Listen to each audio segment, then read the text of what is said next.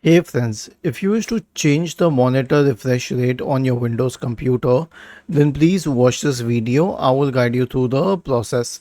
So ideally, every monitor has a maximum refresh rate and you cannot do anything about it. But here's what you can do. Right click on the start button and select settings from the menu. Go to the system tab on the list on the left hand side.